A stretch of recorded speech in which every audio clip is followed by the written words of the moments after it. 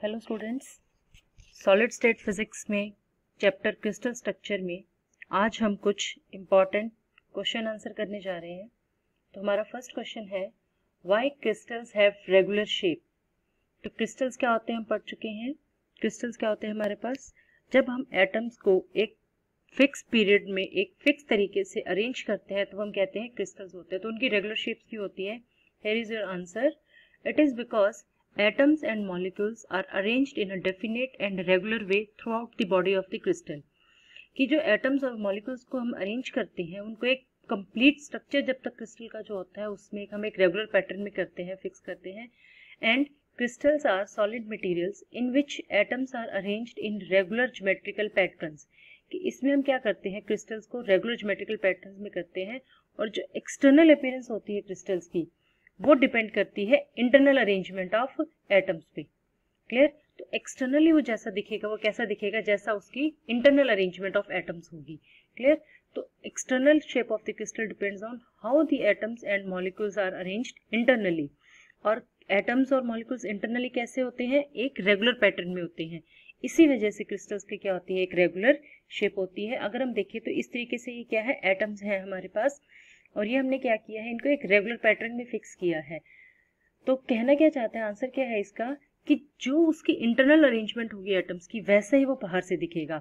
अब अगर internal arrangement उसकी क्या है, रेगुलर है, एक फिक्स पैटर्न में है, तो उसकी वजह से उसकी जो एक्सटर्नल शेप है वो भी क्या होगी, रेगुलर होगी। Clear? Here is our next question, why do amorphous solids not have sharp melting point.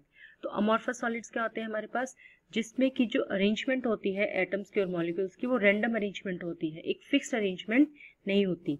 तो उसी की वजह से कि अरेंजमेंट जो है वो फिक्स नहीं है, उसी की वजह से उनका जो मेल्टिंग पॉइंट है वो शार्प नहीं होता।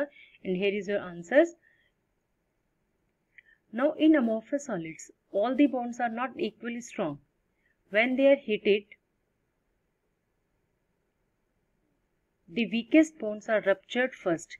कि जो जब हम सारे के सारे जो बॉन्ड्स होते हैं अमॉर्फस में वो इक्वली स्ट्रॉन्ग नहीं होते। और इक्वली स्ट्रॉन्ग क्यों नहीं होते, क्योंकि उनमें एटम्स और मॉलिक्यूल्स का जो अरेंजमेंट होता है वो क्या होता है, रैंडम होता है।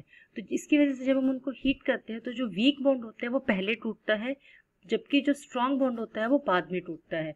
तो फर्स्ट वो क्या होते हैं, सॉफ्ट होते हैं और फिर फाइनली क्या होता है, वो मेल्ट होते हैं। क्लियर? और कोई भी शेप जो है वो अकॉर्डिंग टू जो आपकी होती है उसके अकॉर्डिंग वो चेंज कर लेते हैं अपनी शेप को। Clear? So because of the random arrangement of the atoms जो अमॉर्फस सॉलिड्स होते हैं उनका शार्प मेल्टिंग पॉइंट नहीं होता।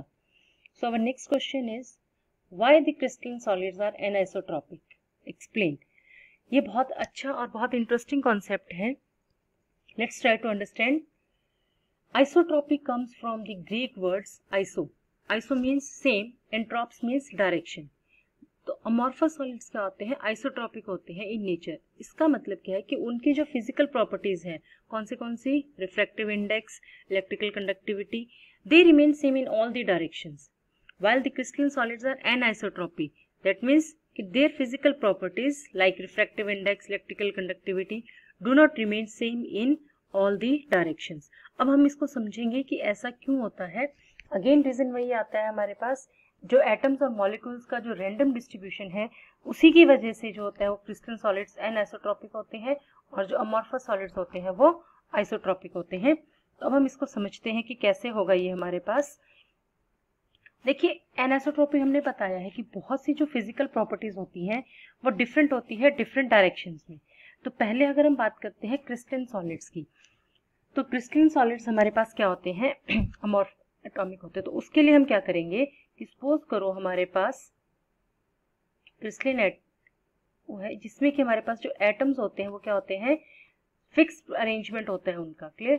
अगर हम इनको ड्रॉ करके देखें, जैसे हम इनको ड्रॉ करते हैं तो ये एटम्स हो गए हमारे पास। क्लियर? ये इस तरीके से हम जस्ट अ सेकेंड, इस तरीके से हम उनको ड्रॉ करते हैं। तो इसमें क्या होता है कि जो एटम्स होते हैं वो फिक्स पैटर्न में अरेंज होते हैं। क्लियर? लुक एट दिस, इनके बीच का जो डिस्टेंस है वो क्या होगा, सेम होगा। अब बात आती है एनिसोट्रॉपिक की, कि सब कुछ सेम है, इसमें जो एटम्स और मॉलिक्यूल्स हैं उनकी डिस्ट्रीब्यूशन सेम है, तो जो प्रॉपर्टीज हैं इनकी डिफरेंट डिफरेंट, जैसे अगर हम बात करते हैं वेलोसिटी ऑफ लाइट की, रिफ्रैक्टिव इंडेक्स की, तो वो सेम होनी चाहिए, बट ऐसा नहीं होता है। अब अगर हम बात करते हैं डिफरेंट डायरेक्शंस की, सपोज करो अगर हम एक्स एक्सिस और वाई एक्सिस और जेड एक्सिस की बात करते हैं, तो अगर हम बात करें, this is your x axis, clear, and this is your y axis, and this is your z axis, clear. तो अगर हम बात करते हैं तो ये हो गई आपकी x axis, then this is your y axis,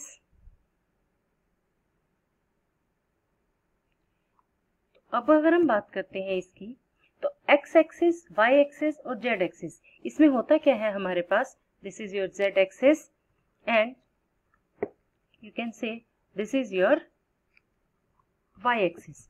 तो अब होता क्या है हमारे पास कि अगर हम x एक्सिस पे देखते हैं तो x एक्सिस पे हमारे पास नंबर ऑफ एटम्स कितने आ रहे हैं, 5 आ रहे हैं।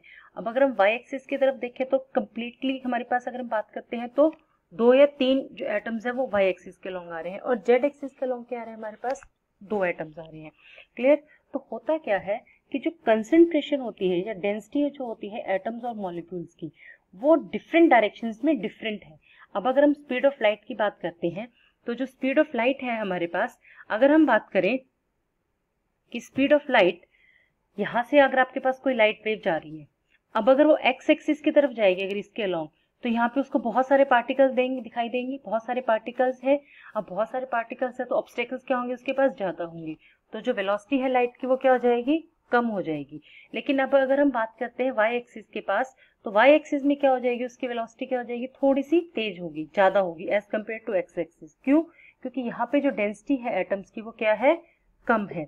और अगर हम बात करते हैं जेड एक्सिस की तरफ, तो जेड एक्सिस में उसकी वेलोसिटी क्या होगी, सबसे ज्यादा होगी। तो इस तरीके से क्या हो जाएगा, एक्स वाई और जेड। अब फिक्स अरेंजमेंट होने की वजह से क्या है, इसमें कोई भी गुंजाइश नहीं है कि एटम्स आपके पास आगे पीछे हो जाए। तो उसकी वजह से क्या होगा, तो मेजर जो इसका रीजन हो जाएगा वो हो जाएगा डेंसिटी ऑफ एटम्स। कि जो डेंसिटी ऑफ एटम्स है, या हम कह सकते हैं जो कंसंट्रेशन है एटम्स की, वो डिफरेंट डायरेक्शंस में डिफरेंट होती है, जिसकी वजह से आपके पास क्या होता है, क्रिस्टल सॉलिड्स जो होते हैं वो क्या होते हैं, एनआइसोट्रोपिक होता है। दैट मींस कि उनकी जो प्रॉपर्टीज हैं वो डिफरेंट डायरेक्शन में डिफरेंट होगी। अब रिफ्रैक्टिव इंडेक्स है, रिफ्रैक्टिव इंडेक्स किस पे डिपेंड करता है, वेलोसिटी पे, और इलेक्ट्रिकल कंडक्टिविटी वो भी आपकी वेलोसिटी पे ही डिपेंड करती है, क्लियर। तो ये तो केस हो गया हमारे पास क्रिस्टल सॉलिड्स का। अब अगर हम बात करते हैं अमॉर्फस सॉलिड्स की, तो अमॉर्फस सॉलिड्स में हमारे पास क्या होता है कि जो एटम्स होते हैं, जो एटम्स या मॉलिक्यूल्स जो होते हैं वो रैंडमली डिस्ट्रीब्यूटेड होते हैं, कि कहीं पर भी कोई भी एटम आपके पास हो सकता है, किसी भी पोजीशन पर वो हो सकता है, क्लियर। अगर हम इनको ड्रॉ करके देखें इस तरीके से, तो कोई भी एक फिक्स पैटर्न हमारे पास नहीं है। तो एटम्स क्या होते हैं इसमें, रैंडम। रैंडम का मतलब होता है कि कोई फिक्स पैटर्न नहीं होता, जिसका जहां मन करता है वो अपने अकॉर्डिंगली उसको वहां पे फिट हो जाता है। अच्छा, दूसरा इसमें क्या होगा, टाइटली पैक होंगे ये। अब अगर हम बात करते हैं, अब अगर हम स्ट्रेट लाइन लगा करते हैं, तो ये हो जाएगी आपके पास एक्स एक्सिस, ये हो जाएगी आपके पास वाई एक्सिस, और ये हो गई आपके पास जेड एक्सिस। इसको हम एक्सटेंड कर देते हैं यहाँ तक। अब आप देखो, एक्स एक्सिस, वाई एक्सिस और जेड एक्सिस। अगर हम एक्स एक्सिस के अलोंग देखते हैं तो हमारे पास 1 2 3 के अराउंड हमारे पास एटम्स है, वाई एक्सिस में भी 1 2 3 के अराउंड है, जेड एक्सिस में भी 1 2 3। तो इसमें होता क्या है कि रैंडमली डिस्ट्रीब्यूटेड होने की वजह से जो कंसंट्रेशन है एटम्स की पर्टिकुलर डायरेक्शन में वो फिक्स नहीं होती। तो नियरली क्या होती है, एटम्स की जो डिस्ट्रीब्यूशन होती है वो सेम होती है, क्लियर। तो इसकी वजह से क्या होता है कि जो वेलोसिटी है, अगर फिर से बात करते हैं लाइट की, तो लाइट यहाँ से अगर आपके पास जाएगी तो क्या होगा, आपके पास ये लाइट सेम वेलोसिटी से जाएगी। अब अगर यहाँ से यहाँ पे अगर हम वेलोसिटी की मेजरमेंट करते हैं, तो यहाँ पे भी 5 के पास है, तो यहाँ भी इसकी स्पीड कम हो गई। और अगर हम वाई एक्सिस में बात करते हैं तो यहाँ पे भी इसकी स्पीड क्या हो जाएगी, कम हो जाएगी। दैट इज क्या होगी, सेम होगी।